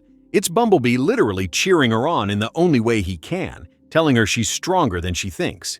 When "Don't you forget about me" drifts through a quiet moment, it's underscoring everything Charlie's afraid of: being forgotten, being left behind, being ordinary, and at the same time reminding her, and us, that some connections don't fade even when people have to say goodbye. The music never overpowers the scene. It leans into it, lifts it, makes the feelings sharper without ever explaining them away.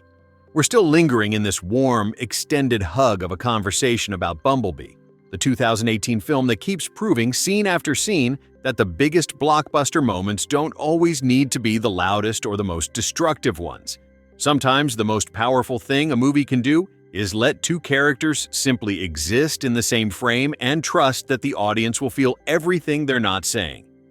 That's exactly what happens in so many of the garage sequences. Charlie hunched over an engine block with grease on her hands and tears she won't let fall. Bumblebee parked in the shadows with his headlights dimmed low like he's trying not to intrude. Both of them surrounded by tools and old car parts that used to mean family and now just mean absence. There's no swelling music cue forcing you to feel sad, no close-up of a single tear rolling down a cheek. There's just the soft clink of a wrench, the faint hum of Bumblebee's idling engine, the way the late afternoon light filters through the dusty windows and catches on the yellow paint like it's the only bright thing left in the room. Those scenes don't rush to resolve anything. They let the grief breathe. They let the loneliness sit there between them until, slowly, the presence of the other starts to make the silence feel less empty. It's a kind of storytelling patience that's almost radical in today's fast-cut, exposition-heavy blockbusters. Travis Knight and Christina Hodson understood that real connection isn't built in grand declarations. It's built in the mundane minutes when nothing dramatic is happening, and yet everything important is quietly shifting. That same patience extends to how the movie handles empowerment, especially for Charlie. She's not your typical, strong female lead who's instantly good at everything and never doubts herself. She's competent. Damn good with cars, actually. But she's also angry, insecure, grieving, and sometimes just plain tired of everyone telling her to cheer up or move on. The film never turns her into a superhero or gives her a training montage where she suddenly becomes a tactical genius. Instead, her strength grows organically from the things she already knows and loves: fixing engines, reading people and robots, standing up when it counts even if her voice shakes. When she finally confronts Sector 7 and tells Agent Burns that Bumblebee isn't a weapon to be taken apart, it's not because she's fearless. It's because she's reached the point where losing her friend would hurt more than any consequence they could throw at her. That moment isn't framed as a big, triumphant speech with heroic lighting. It's raw, a little messy, delivered by a girl who's still figuring out how to use her voice. And because the movie earns that moment through all the earlier quiet ones, her teaching Bumblebee to trust her, him teaching her that someone can have her back without asking for anything in return, when she stands her ground, you believe it. You feel it. You root for her not because she's invincible, but because she's finally choosing to be seen. The way the film treats its villains follows the same grounded logic. Shatter and Dropkick aren't cartoonishly evil overlords with galaxy-destroying plans. They're mercenaries who see Earth as a convenient pit stop and Bumblebee as a loose end. Their motivation is simple and cold. Finish the job, get paid, move on. That restraint keeps them threatening without turning them into caricatures. Angela Bassett and Justin Theroux bring just enough sly menace and bored arrogance to make you understand why they'd shoot first and never ask questions. But even they aren't invincible. The movie lets them be outsmarted, outmaneuvered, and ultimately beaten not by superior firepower alone, but by the messy, stubborn loyalty of two people and one Autobot who refuse to give up on each other. It's a small-scale victory that feels huge because it's rooted in something human and Autobot: the refusal to let someone you care about be treated as disposable. And through it all, the 1987 texture keeps wrapping everything in this soft, golden nostalgia that never feels forced. The boardwalk lights flickering at dusk, the sound of waves mixing with distant carnival music, the crackle of an old radio station cutting through static. Every detail pulls you into a world that's both familiar and just out of reach. A place where mixtapes still mattered, and summers felt endless, even when they weren't. It's the perfect backdrop for a story about holding on to the things and people that make you feel alive when everything else is slipping away. We're still comfortably settled into this long, heartfelt ramble about Bumblebee, the 2018 movie that keeps reminding us how much power there is in letting a story breathe instead of forcing it to explode every 10 minutes. And one of the most quietly revolutionary things about it is how it redefines what heroism looks like in a giant robot franchise. In the earlier Transformers films, heroism often meant being the biggest, the strongest, the one who could punch the hardest, or transform the flashiest. But here, heroism is small before it gets big. It's Charlie deciding to hide a wounded alien in her garage, even though she knows it could ruin her life. It's Bumblebee choosing to stay vulnerable and silent rather than risk hurting the first person who's shown him kindness since his world ended. It's Memo, the awkward neighbor kid who could have run away screaming but instead stays because his friend needs him. It's Agent Burns, the tough military man, slowly realizing that following orders blindly might cost more than it saves. None of these acts require superhuman strength or cosmic destiny. They just require choosing to care, choosing to stay, choosing to stand up even when your knees are shaking. The movie never once says, "This is what a hero does," out loud.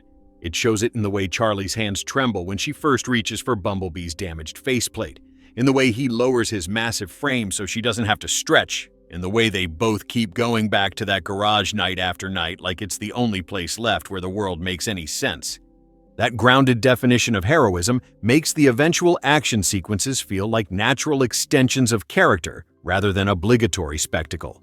When the final confrontation builds, when Shatter and Dropkick close in, when Sector 7's helicopters darken the sky, when everything Charlie has tried to protect is suddenly on the line, the movie doesn't shift into a different gear. It stays in the same emotional key.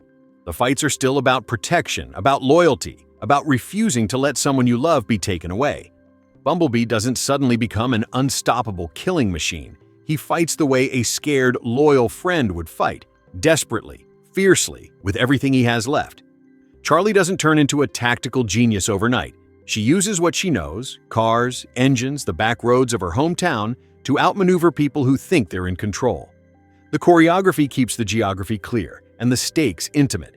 You always know exactly where Charlie is, where Bumblebee is, where the danger is coming from. There's no shaky cam confusion, no incomprehensible metal blur. Every impact has weight because you care about who's taking it. Every dodge feels urgent because you know what's at risk if they fail. It's action storytelling at its purest. The spectacle serves the emotion instead of replacing it. And woven through all of that is this gentle, persistent thread of hope that never feels cheap or forced.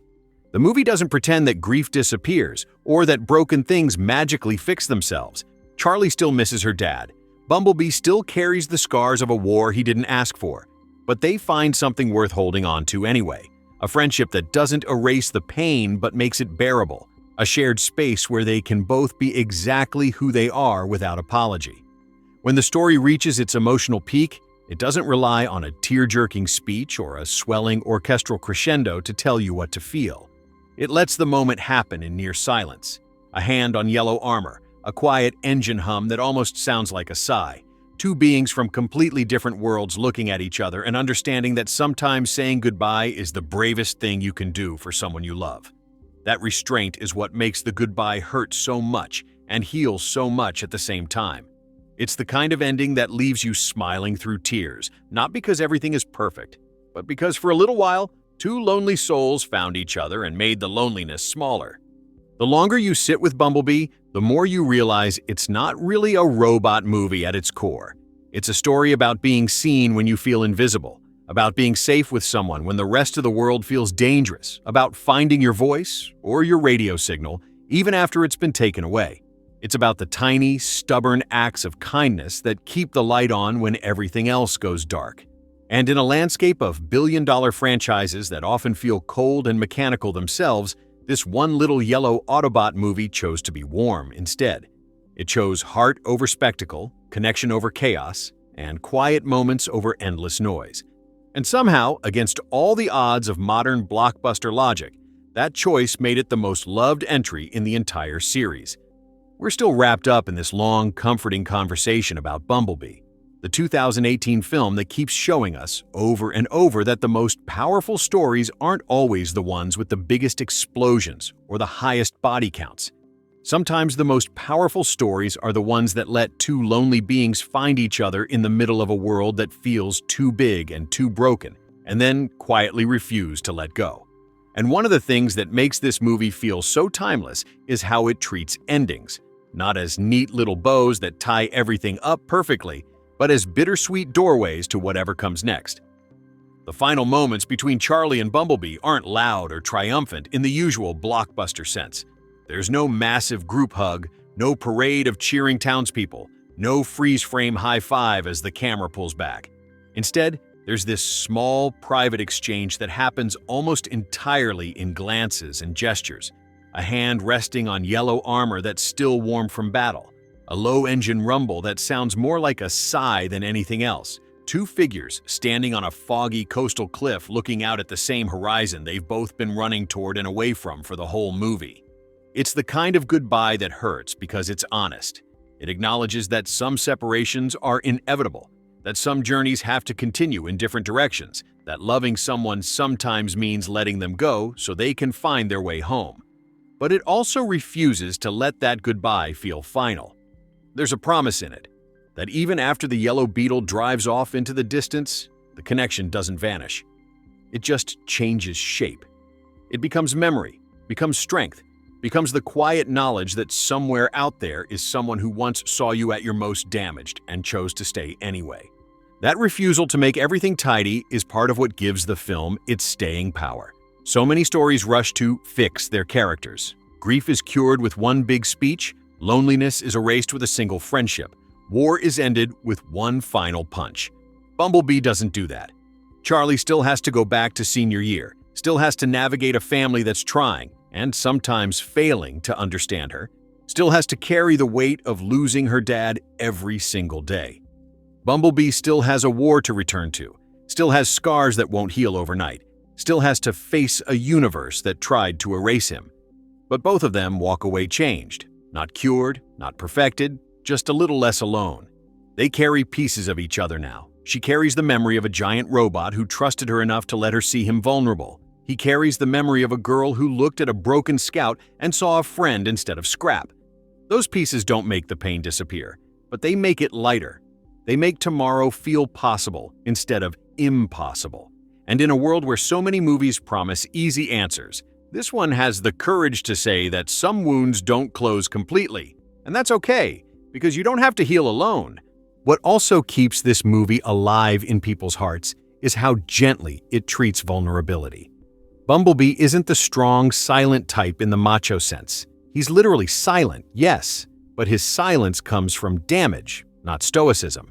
He's allowed to be scared, to hesitate, to look to Charlie for reassurance before he makes a move. He's allowed to be soft in a body built for war, and Charlie is allowed to be angry, to be messy, to cry in the garage when no one's watching, to admit she doesn't know what she's doing half the time. Neither of them has to perform toughness for the other. They get to be exactly as fragile as they feel, and the movie never judges them for it. That kind of permission, to be broken and still worthy of love, is rare in any story, let alone one with giant transforming robots.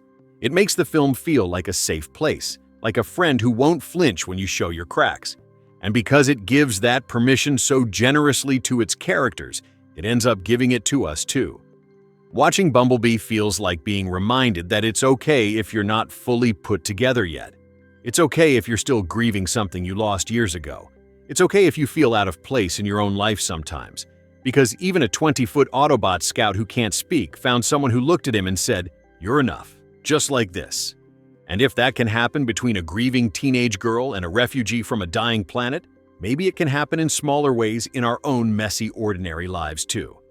We're still right here in this soft, glowing space we've made together around Bumblebee, the 2018 film that somehow turned a yellow Volkswagen Beetle into one of the most emotionally resonant characters in modern blockbuster history. And one of the things that keeps surprising me, even after all these words, is how the movie never once asks you to choose between feeling everything and having fun. It lets you do both at full volume. You can get teary-eyed in the garage when Charlie is quietly fixing something her dad never finished, and Bumblebee is just parked there like a patient, oversized guard dog, his headlights dimmed low so he doesn't startle her. And then, 5 minutes later, you're laughing out loud because the same giant robot just accidentally played the opening chords of Never Gonna Give You Up at maximum volume while trying to say hello. That tonal swing doesn't feel jarring because the joy and the ache are coming from the exact same place. Two beings who are figuring out how to be alive together after everything tried to make them stop. The movie understands that real life isn't segmented into sad scenes and funny scenes. It's all mixed up, all the time. You can miss someone so much your chest hurts and still crack up at a dumb song at the same time. You can feel lost and still find little pockets of ridiculous happiness when a friend, even a 20-foot metal one, does something unexpectedly sweet. Bumblebee doesn't smooth those contradictions out. It celebrates them. It says, yes, you can carry grief in one hand and silliness in the other, and both hands can still reach for the same person. That permission to feel everything without apology is part of why the friendship at the center feels so healing. Charlie and Bumblebee don't fix each other in the tidy movie script way we're used to seeing. There's no magic moment where she suddenly stops hurting or he suddenly gets his voice back and everything is perfect. Instead, they give each other something far more valuable. Consistent, no-strings-attached presence. He's there when she needs to scream into a pillow about how unfair everything feels. She's there when he freezes up at the sound of helicopters because it reminds him of battles he barely survived. They don't demand that the other one get better on a deadline. They just show up, night after night, in that cluttered garage that slowly stops feeling like a hiding place and starts feeling like home. And because the movie lingers on those ordinary nights, the clink of tools, the soft glow of dashboard lights, the way Bumblebee's engine purrs a little quieter when Charlie leans against his fender, you start to believe that showing up is enough. That sometimes the most heroic thing you can do for someone is just refuse to leave when they're at their messiest. The film also has this gentle way of reminding us that being different doesn't mean being alone. Bumblebee is literally from another planet, built for war, unable to speak the local language, and yet he finds a place where he fits. Not because he changes who he is, but because someone looked past the metal and the damage and saw the scout who still wants to do the right thing. Charlie is the odd one out in her own family, the girl who would rather rebuild carburetors than go to parties, the one who feels like she's carrying a ghost everywhere she goes, and yet she finds someone who doesn't ask her to be anyone else. Their differences aren't obstacles to overcome. They're the exact reason they recognize each other. In a world that so often tells us we have to sand down our edges to belong, Bumblebee quietly says the opposite. The edges are what make the connection possible. The things that make you feel alien or broken are the same things that let someone else say, "Me too, I see you." And because that recognition is so deep and so specific, the goodbye at the end lands like a quiet thunderclap. It's not dramatic in the fireworks sense. It's intimate, almost private. A cliffside at dawn, fog still clinging to the ocean, two silhouettes against the pale sky. No long speech, no swelling strings forcing the emotion. Just a hand on yellow armor, a low rumble that feels like both a thank you and a promise, and then the slow drive away into whatever comes next. It hurts because it's real. It heals because it doesn't lie to you. It doesn't pretend the connection disappears when the car disappears over the horizon. It just changes form, becomes a memory you can carry, a strength you can lean on when the nights get long again. We're still nestled in this gentle, ongoing tribute to Bumblebee, the 2018 film that somehow feels like the warmest blanket on a cold night, even though it's full of robot battles and 80s synth beats. And one of the deepest reasons it keeps resonating year after year is how beautifully it captures the idea that healing doesn't always look like progress. Sometimes healing looks like staying exactly where you are, in the same messy garage, with the same damaged friend, doing the same small things over and over until the weight starts to feel a little less crushing. Charlie doesn't suddenly become outgoing or stop missing her dad. She doesn't get a dramatic breakthrough where she forgives the universe or figures out her entire future in one summer. What she gets instead is a companion who shows up every night without being asked, who lets her tinker in silence when words feel too heavy, who plays the exact song she needs even when she doesn't know she needs it. Bumblebee doesn't get his voice back, or his squad, or his home planet. What he gets is someone who treats his silence like it's worth listening to, who patches his wounds with duct tape and stubbornness, who looks at his cracked armor and says, "You're still you," without ever needing to say it out loud. Their growth isn't a straight line upward. It's more like two people learning very slowly how to carry their own pain while also carrying a little bit of the others. It's incremental, it's unglamorous, it's real. And because the movie never rushes that process, never slaps a happy ending sticker over the hard parts, it leaves you with something far more valuable than closure: the quiet conviction that it's okay to still be in process. That being mid-journey doesn't make you less worthy of love or friendship or hope. That same patience with imperfection extends to every corner of the film. The supporting characters aren't perfect either, and the movie loves them for it. Memo starts off as the classic awkward sidekick, nervous, a little self-absorbed, prone to saying the wrong thing. But he stays.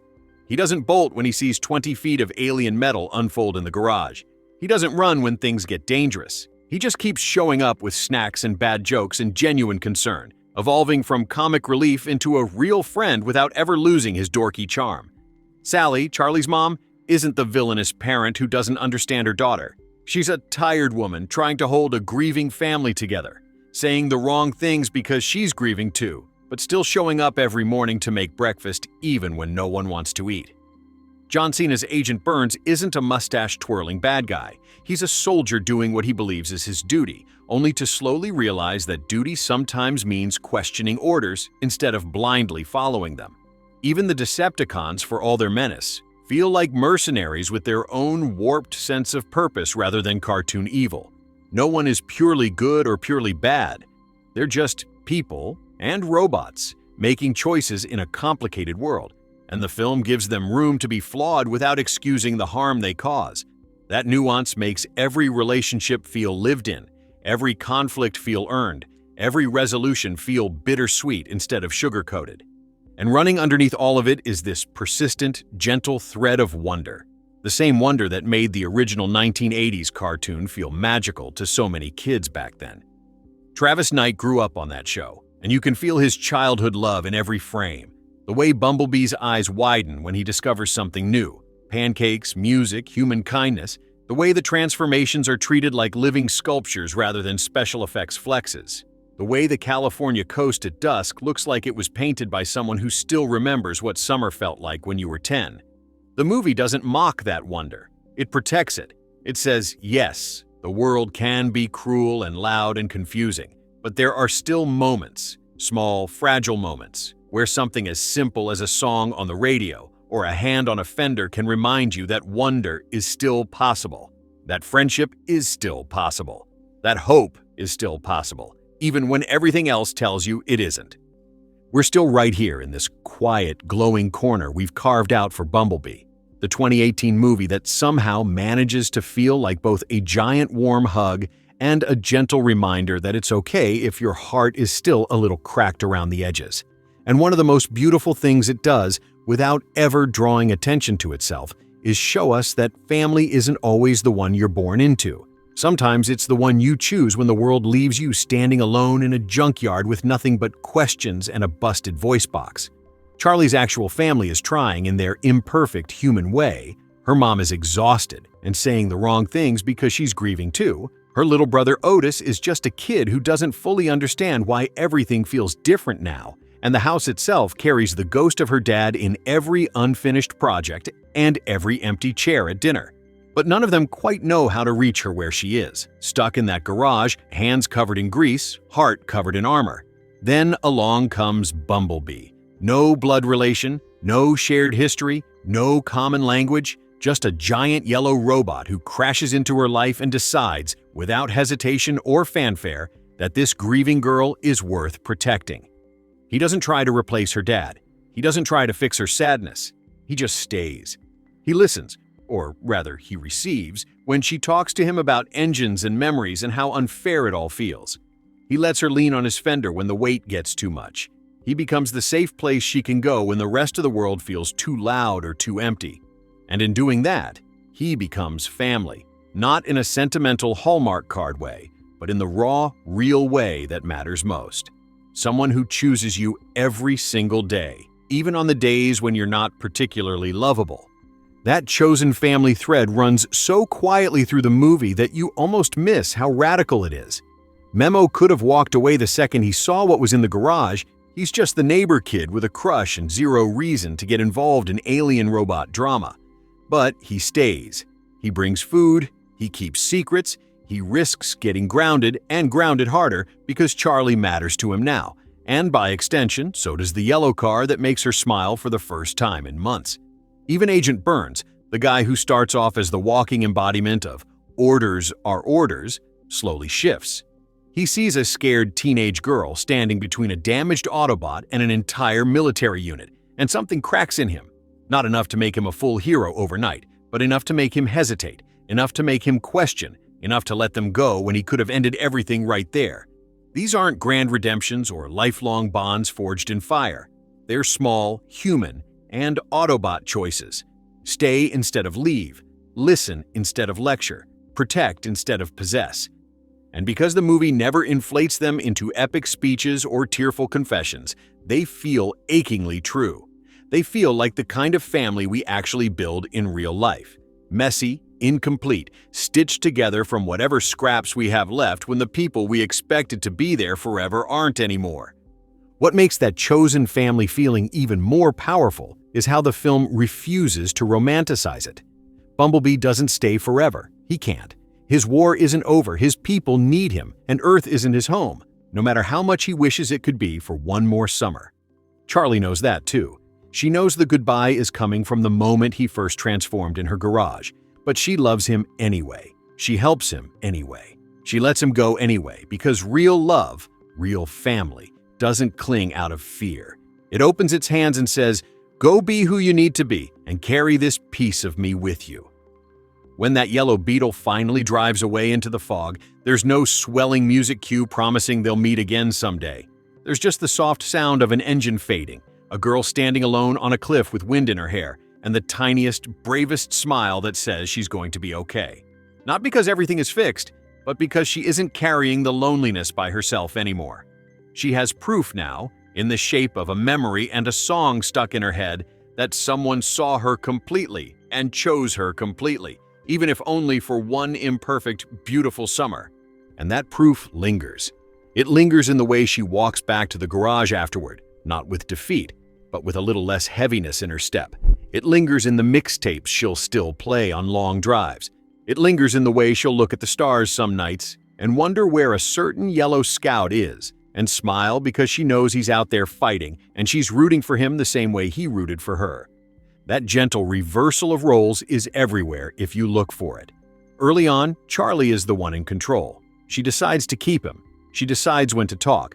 She decides how close he can get. But as the story unfolds, the balance shifts in the smallest, most beautiful ways.